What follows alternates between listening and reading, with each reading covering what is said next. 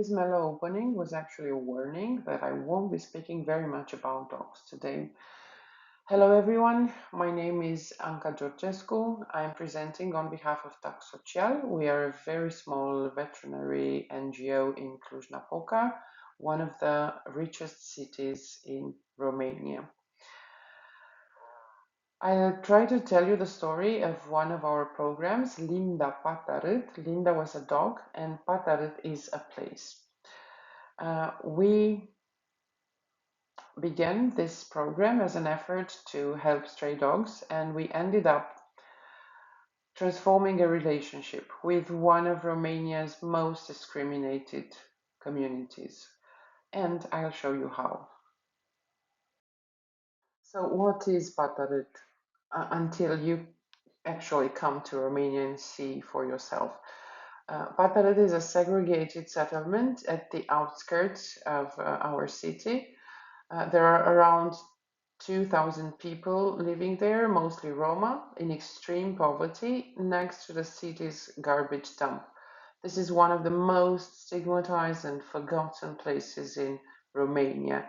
Our preferred definition of it, because it's short and rich, is that Patarât is the largest waste-related ghetto in Europe. UNDP counted more than 10 years ago 550 children there. Of course, as you see, no running water, no nothing actually.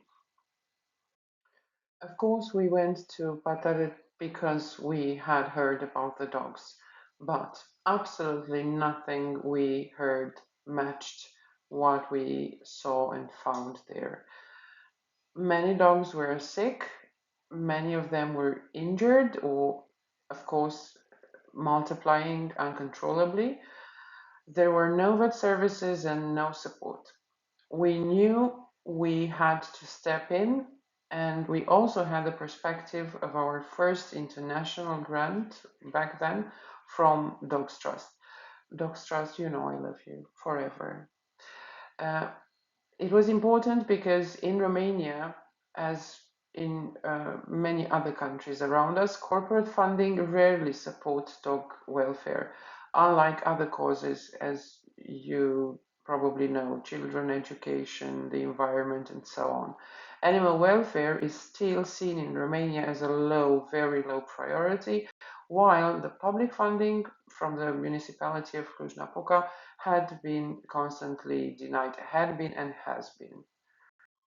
When I say dead dogs everywhere, I don't mean there were dead dogs at the margins of one place or another in the community. I mean this. Bine, mai limba. Și cine l-a omorât? Nu știu, mașina sau un om rău. Dar o mașină rău călcat. Și unde îl duceți? Nu îl ducem, îl dăm acolo.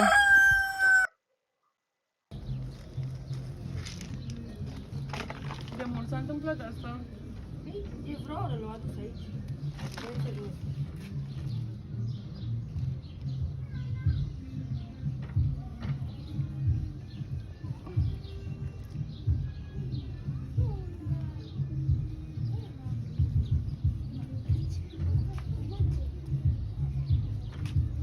Copiii.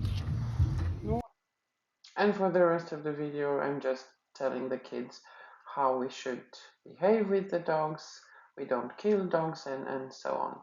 What I want you to understand, at least at this moment in time of the story, is that this kind of site was a common one and unfortunately still is. So you would think that in such a disastrous situation, someone coming to help is welcome. Well, it wasn't like that. We very quickly realized that people didn't trust us, but we also knew why. Why would they? There is acknowledged racism that is All Roma people, especially in Patarud, know that the white people hate them. In Patarud, police only comes to sanction when there is conflict. Very many NGOs uh, passed by through the years to help, of course, and they helped, but with no fundamental results for the quality of people's lives. And the public dog management service only comes to take dogs when there is a conflict, when there is an incident, and the dogs are never returned. Now, let's play a short, ugly video, but it ends with a surprise, and I'll tell you how we started, very superficially.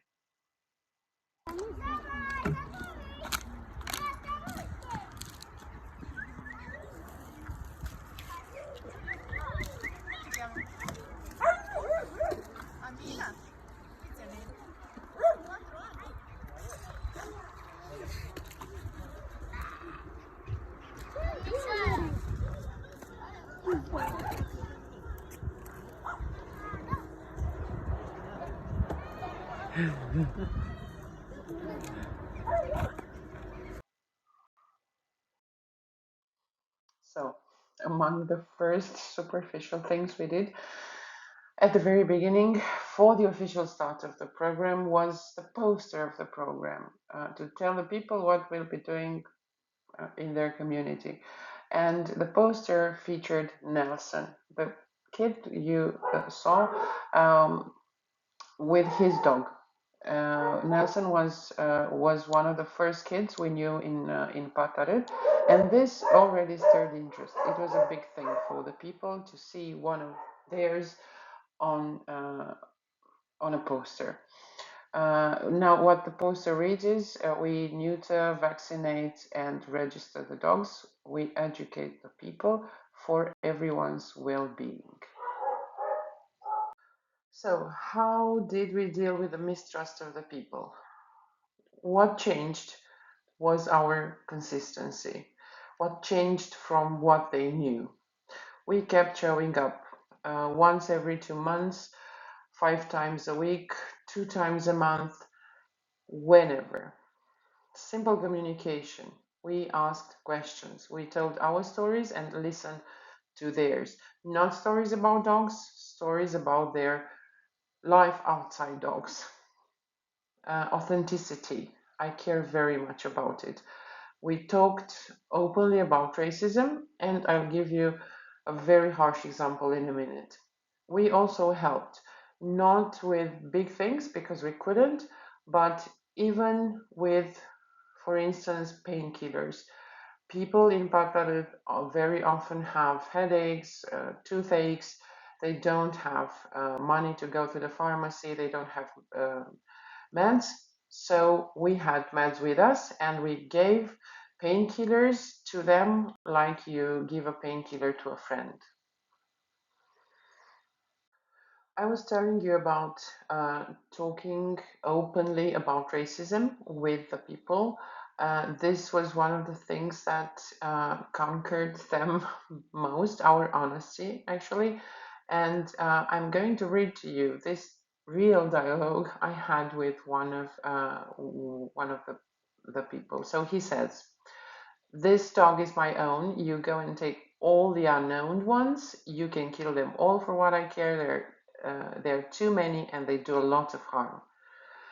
And I said, "You cannot think like that. You know, this is what we say about you, the Roma people, that you should be done away with because there are too many of you and you do a lot of harm. Is this true? It's as true about you as it is about the dogs." That man is one of our most trustful relationships nowadays in the community. Now, let's see together 1 minute of a story that is 5 years long. Let's see how the medical and the field work looked like. And I must admit, this short clip is also a very humble thank you to all the volunteers that were besides us during these years.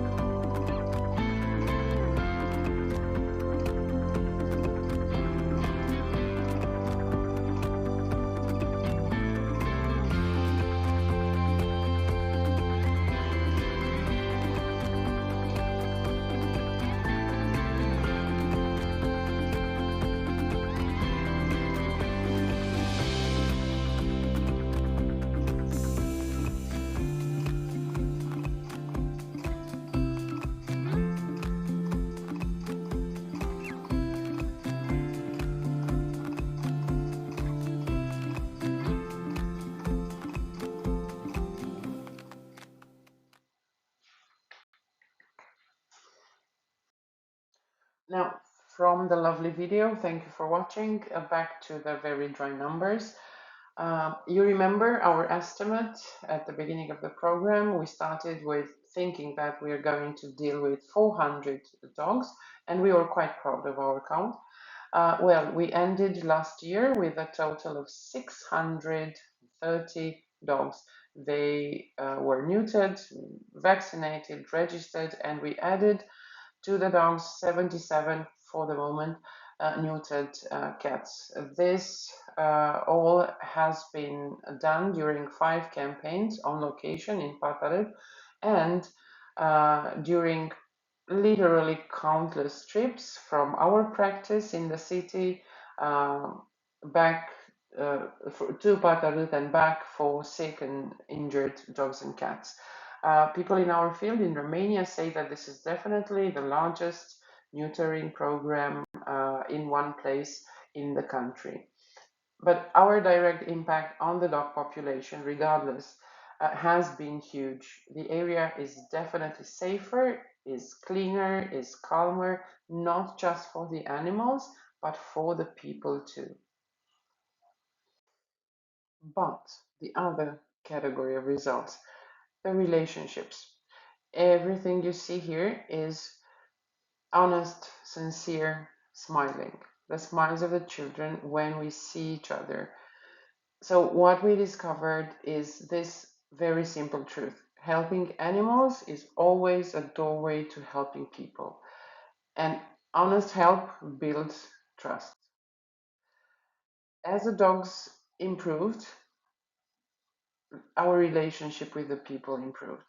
Kids learned that dogs are precious beings. They learned to take care of them, and adults started participating.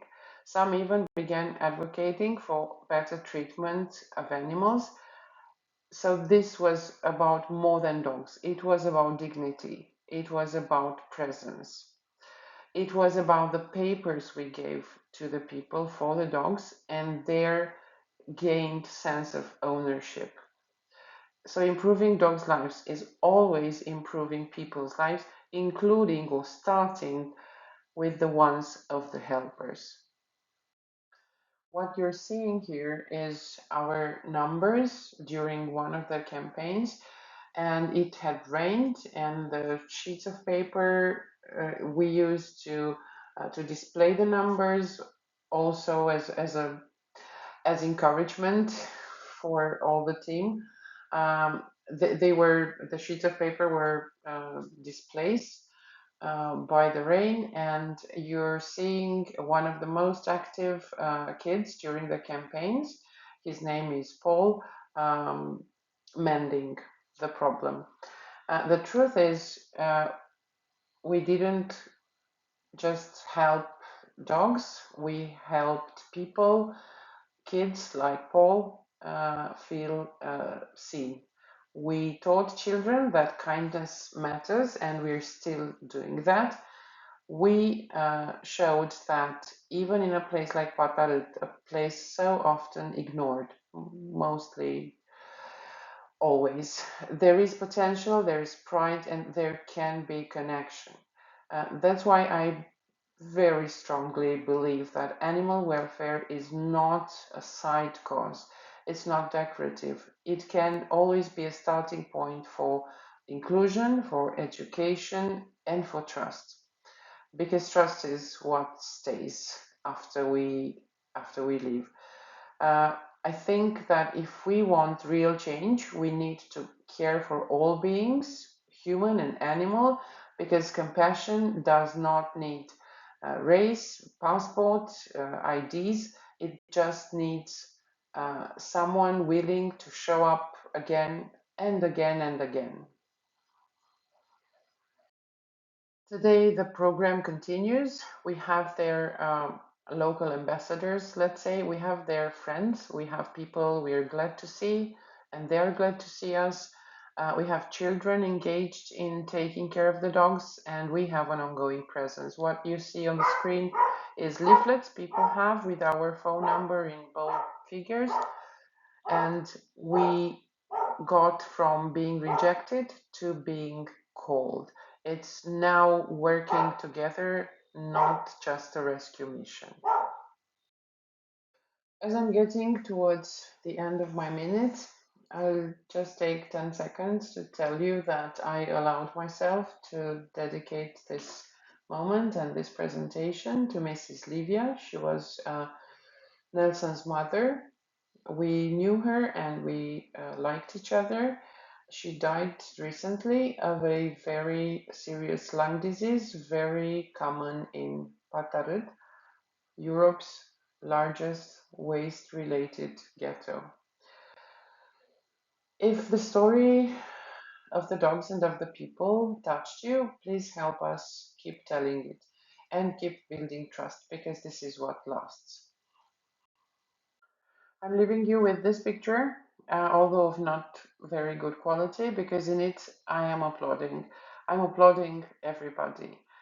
The volunteers, more than 100 volunteers that have been beside us during these years, the people of Patarut, especially the children, of course, um, the funders, all of them, my team, and the very well behaved dogs of Patarut.